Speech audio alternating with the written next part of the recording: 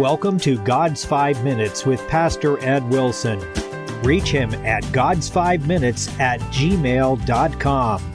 Now, here's Ed Wilson with God's 5 Minutes. Hello, friends.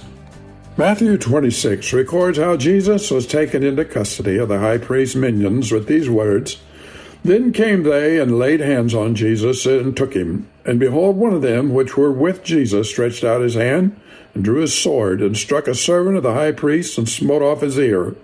Then said Jesus unto him, Put up again thy sword into his place.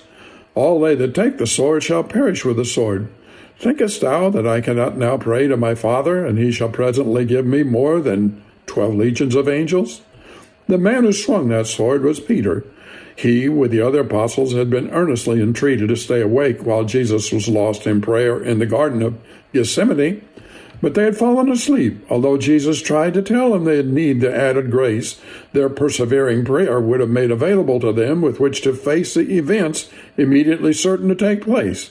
Now those things were happening, and the man who had told Jesus who would defend him at all costs, well, he started to do so, but his thinking was human, and this was an occasion for the divine. Jesus rebuked Peter for swinging that same shining blade and healed the damage it had done. He didn't give any similar command to the great multitude with their array of weapons. He left them to the judgment of his Father, and contented himself with the explanation that those who live by the sword must die by it. One wonders if any of the gathered rabble heard those words and perhaps thought to reconsider because of them. Well for them if they did. For Jesus' remonstrance with Peter was the opening statement of a teaching given in the supreme hour of peril, and therefore more compelling than if at any other time, of the answer of the Christian church to all the persecution she was destined to suffer until the world shall end. Christ's mission in the world is to make peace. The weapons of our warfare are not carnal but spiritual, and Christ's ministers, though they are soldiers, do not war after the flesh.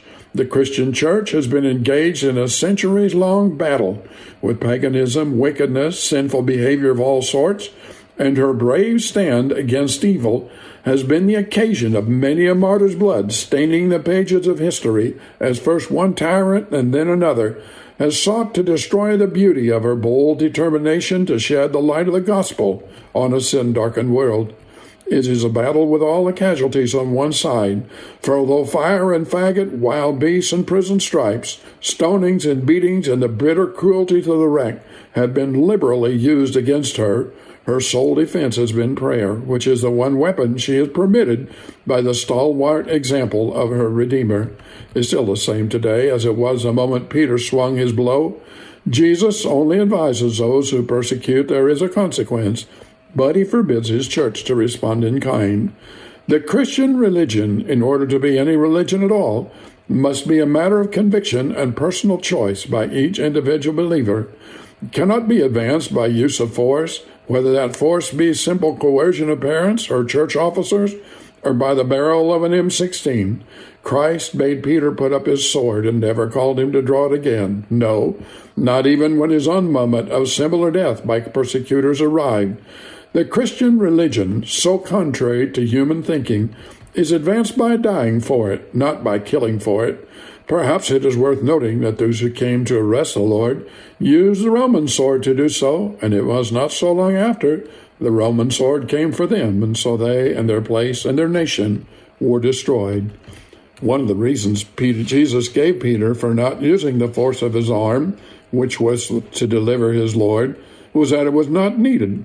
12 legions of angels stood ready at all times at Jesus' request. Friend, my message to you today is they haven't gone away. Today is a day of mercy, but there will come a day when those angels must be faced. God help us to be faithful to maintain the Christian testimony until that shall come. Have you talked to God today? You have been listening to God's 5 Minutes with Pastor Ed Wilson.